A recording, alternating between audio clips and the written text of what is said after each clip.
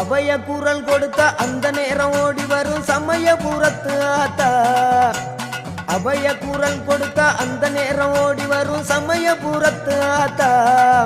அம்மா அருள்மிகு சன்னதிக்கு ஒரு முறை வந்தாலே துன்பமெல்லாம் பறந்துடுங்க ஆத்தா. அம்மா அருள்மிகு சன்னதிக்கு ஒரு முறை வந்தாலே துன்பமெல்லாம் பறந்துடுங்க ஆத்தா.